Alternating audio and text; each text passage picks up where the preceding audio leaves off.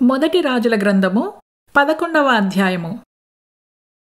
యెహోవా ఎదోమీయుడైన హదదు అను ఒకని సొలొమోనునకు విరోధిగా రేపెను.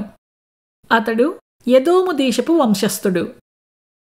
దావీదు ఎదోము దేశము మీద యుద్ధము చేయుచుండగా సైన్యాధిపతి అయిన యోవాబు చంపబడిన వారిని పాతిపెట్టుటకు వెళ్ళియున్నప్పుడు ఎదోము దేశమందున్న మగవారినందరినీ హతము చేసెను. ఎదోములోనున్న మగవారినందరినీ హతము చేయు వరకు ఇశ్రాయేలీయులందరితో కూడా యోవాబు 6 నెలలు అచ్చట నిలిచెను. అంతటా హదదును అతనితో కూడా అతని తండ్రి సేవకులలో కొందరు ఎదోమీయులును ఐగుప్తు దేశములోనికి పారిపోయిరి. హదదు అప్పుడు చిన్నవాడై ఉండెను. వారు మిద్యాను దేశములో నుండి బయలుదేరి పారాను దేశమునకు వచ్చి పారాను దేశము నుండి కొందరిని తోడుకొని ఐగుప్తులోనికి ఐగుప్తు రాజుకు ఫరోనొద్దకు రాగా ఈ రాజు అతనికి ఇల్లును భూమియు ఇచ్చి ఆహారము నిర్ణయించెను.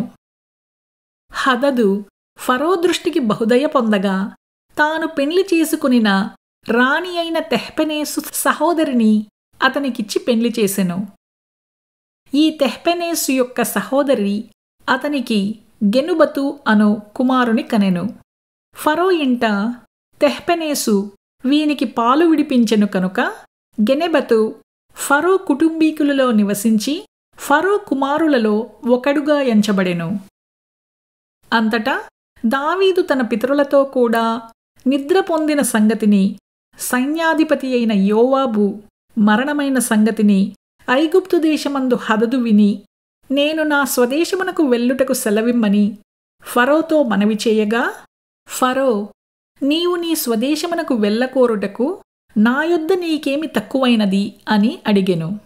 అందుకు హదదు, తక్కువైనదేదియూ లేదు కాని ఏలాగుననైనను నన్ను వెళ్ళనిమ్మనెను. మరియు దేవుడు అతని మీదికి ఎల్యాదా కుమారుడైన రెజోను అను ఇంకొక విరోధిని రేపెను. వీడు సోబారాజైన హదదెసరు అను తన యజమానుని యొద్ద నుండి పారిపోయినవాడు. దావీదు సోబావారిని హతము చేసినప్పుడు ఇతడు కొందరిని సమకూర్చి కూడిన ఒక సైన్యమునకు అధిపతి అయి దమస్కునకు వచ్చి అచ్చట నివాసము చేసి దమస్కులో రాజాయను. హదదు చేసిన ఈ కీడుగాక సొలొమోను బ్రతికిన దినములన్నీయు ఇతడు అరాము దేశమందు ఏలినవాడై ఇశ్రాయేలీయులకు విరోధి అయ్యుండి ఇశ్రాయేలీయుల యందు అసహ్యత కలవాడై ఉండెను.